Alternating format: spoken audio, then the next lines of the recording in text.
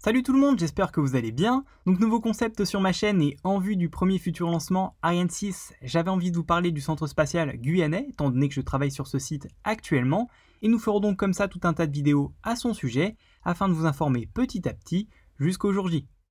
Alors pour cet épisode, j'ai décidé de vous parler tout d'abord des ensembles de lancement que l'on retrouve sur cette base spatiale guyanaise, et commençons par définir ce qui se cache derrière ce terme, souvent énoncé lors des retransmissions en live sur le CSG.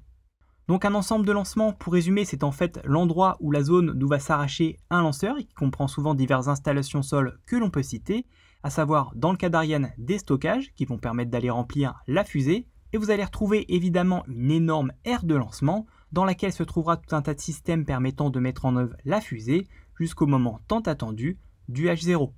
Par ailleurs, dans les autres éléments que l'on peut retrouver sur un ensemble de lancement, on peut aussi noter la présence d'énormes carnaux permettant d'évacuer d'importantes quantités de gaz à haute vitesse, ou remarquer parfois l'imposante structure d'un château d'eau utilisé pour arroser l'aire de lancement sur Ariane 5 et Ariane 6.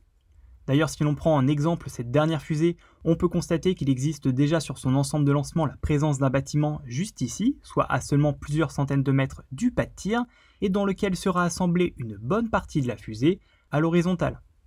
Donc pour résumer, on vient de voir rapidement ce qu'était un ensemble de lancement, avec quelques éléments pouvant le constituer, et du coup voyons maintenant combien il y en a en tout d'actifs sur le CSG, tout en notant où ils sont tous implantés, et pourquoi. Alors il y a actuellement, et comme vous le savez déjà peut-être, en fait 3 ensembles de lancement actifs sur la base spatiale en ce moment, avec le LA3 pour le lanceur lourd Ariane 5, le LS pour le lanceur russe, la fusée Soyouz, et enfin le LV pour le plus petit lanceur des 3, soit pour la fusée Vega, à la place de l'ancien pas de tir, Ariane 1.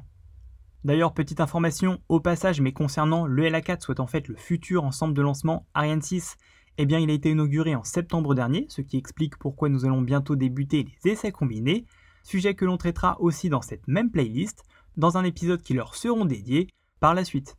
Sinon, dernier point que je voulais aborder avec vous dans cette vidéo, c'est au sujet de leur implantation, puisque comme vous pouvez le remarquer, ils se situent tous très proches de l'océan, ce qui permet à chaque fusée de partir en gros dans toutes ces directions, et cela sans risquer de survoler du coup la moindre habitation, donc très bien.